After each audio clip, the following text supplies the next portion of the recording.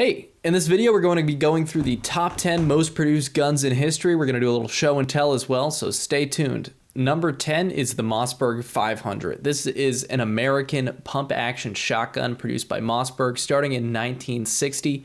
Somewhere between 10 and 12 million of these shotguns were produced.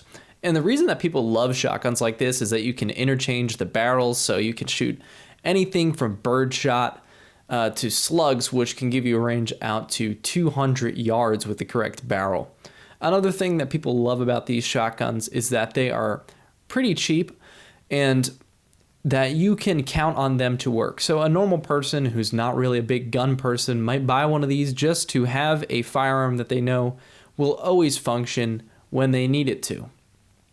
Number 2, and the only submachine gun on this list, in fact, the only gun on this list to fire pistol calibers, is the Israeli Uzi.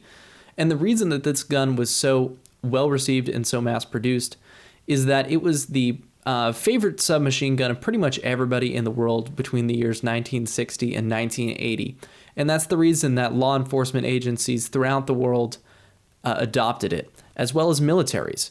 It's frequently chambered in 9mm and 45 ACP. However, there are versions in 22 and other calibers. It's fed by the stick magazine that you can see coming out of the bottom of the gun, and it has an open bolt design. And it's been used in some really iconic moments throughout history. You can see the plane hijackings of the 1970s would frequently be intervened upon by law enforcement agents with Uzis, and of course many other times throughout history you see this gun. And although it's been surpassed by both carbine rifles and other submachine guns, it will forever be an iconic weapon because of its use in the past. The next gun on this list, and I would argue probably the most fun gun to shoot on this whole top 10, is the Marlin Model 60. And the reason I say that is because it's a 22 rifle. It has somewhere between 17 and 14 shots in that little tube that you see underneath the barrel there. It was first produced in 1960, and somewhere around 11 million of these were sold. It's the most popular 22 rifle in the world. And 22s are super fun to shoot because they're really easy to control. They're really easy to put rounds downrange accurately with, for everybody ranging from children to adults. And before the crazy ammo shortage that we're in right now, which makes shooting everything super expensive, you could go out and plink with one of these for hours and still have something left in your wallet at the end of the day, which is why these have been a favorite of Americans for generations. The next gun is the second shotgun on this list, and it kind of directly rivals the Mossberg 500 that we already talked about. It's the Remington Model 870. And this gun holds a special place in my heart because my dad growing up had a Remington 870 Express. It's the gun that he used to shoot deer with primarily. So it was always somewhere in the house growing up. He had multiple barrels for it, as I mentioned before, so that he could use it to shoot with slugs or he could shoot buckshot. And this gun is super popular. In 1996, the Express variant, which was a cheaper variant that opened it up to even more people, was produced. And that's the reason that they sold between 10 and 12 million. I think somewhere in the early 2000s, they crossed the 10 millionth unit sold. However, they've been selling them since 1950, and they're going to be selling them for a lot longer than that because people love 12-gauge shotguns in America. The next weapon is really cool historically. It's the Russian, specifically Soviet SKS. The Soviet SKS was born at the end of the Second World War in 1945 because the Soviets recognized that they were getting their teeth kicked in by the German Sturmgewehr, which was the first assault rifle, modern assault rifle type weapon. It was one of the first weapons to be able to deliver automatic rifle fire.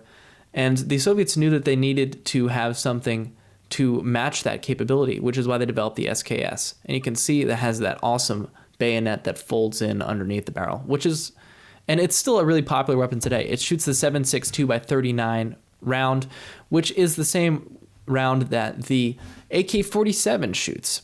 And this gun is really cool because it's kind of the bridge between the bolt-action rifles that I will talk about later in this video, which were heavily produced and which were the rifles used by most of the militaries of the world for a long time, and the modern assault semi-automatic and automatic weapons that we see ruling the battlefields today.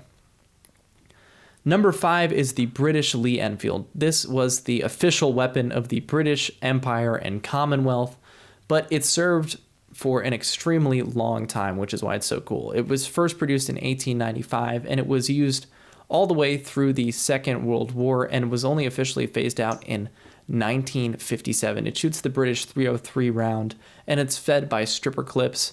It's, of course, a bolt-action rifle, and you might be wondering how in the age of automatic rifles and tanks, this weapon was still relevant, and the answer is that soldiers who were proficient and well-trained in using bolt-action rifles like this, especially with stripper clips, were able to get really impressive rates of fire out of the rifles.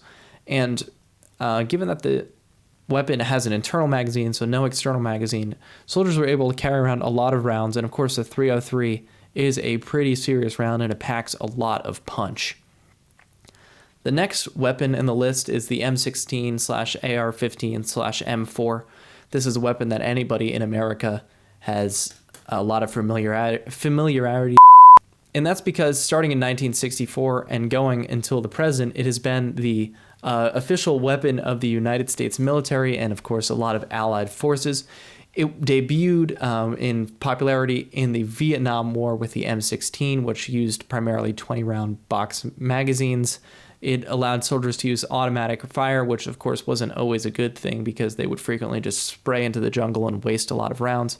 However, the weapon was clearly successful. It survived the Vietnam War and continued to be modified. Typically, soldiers today carry the M4, which is smaller, shorter, and lighter, and they typically use 30-round magazines now. And of course, the modern M4 will typically be outfitted with scopes and laser and infrared rangefinders that have allowed the weapon to stay modern and relevant despite it being produced in the 1960s. However, the United States military is looking to step away from the M4. There is a competition going on now to see what rifle will replace it. Number 3 is the Mosin Nagant. It was originally produced in 1891 in Russia. It is actually the only weapon on this list that I have in this house. It's very fun to shoot, but in completely the opposite way that the Marlin 60 that I was talking about is fun to shoot. It fires these 7.62 by 54R rounds that Joe Biden is making hard to import into the United States now. But as you can see, I mean, this is a pretty normal-sized hand, and these rounds kick. And for me, somebody who does not shoot all the time, I shoot a couple times a year if I'm lucky, it's super difficult to control these rounds. And this is a really cool gun to me because of the history that's associated with it, and it's a really cool gun to own. This is not actually my rifle, though. But right here, stamped, you have the hammer and sickle, so it's a real piece of history. Of course, when you have a gun like this, you don't really know where it's been in the past. This rifle could have been used to kill somebody, which is a very interesting thing to think about, a very dark thing to think about.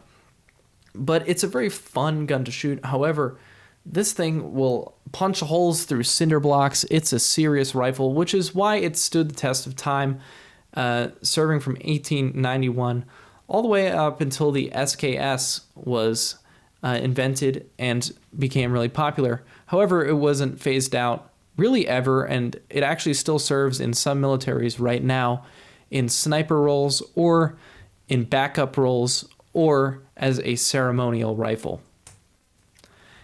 And switching back to the PowerPoint here, number 2 is the Mauser Gur 98. This weapon was produced in ridiculous quantities. Somewhere between 20 and 100 million of these were produced. They were first produced in 1898 and served until 1935 in Germany and a number of other countries. The Mauser has a lot in common with the Mosin. Both of them have 5-round internal magazines. They can both be fed by stripper clips. They are both bolt-action rifles, and both of them eventually saw shorter variants become popular, with the 98K kind of replacing the longer version 98, the original variant. A lot of people will say that the Mauser has a smoother operation and trigger was more well produced, It certainly did have tighter tolerances, which actually were a bad thing when the Germans invaded Russia using these weapons, because the tight machining led to a lot of them freezing up and becoming inoperable in the Russian winter.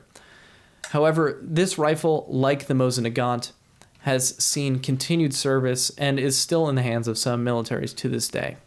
And number one, of course, you probably could have guessed it just by process of elimination, the Kalishnikov, the AK47. This weapon shoots the 7.62 by 39 that we had previously talked about being used in the SKS.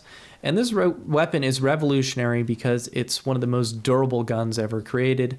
It has, I think, 8 moving parts in the original design. However, it has seen numerous redesigns over the years. Of course, the variant 74 coming out in 1974, and then there are simplified versions.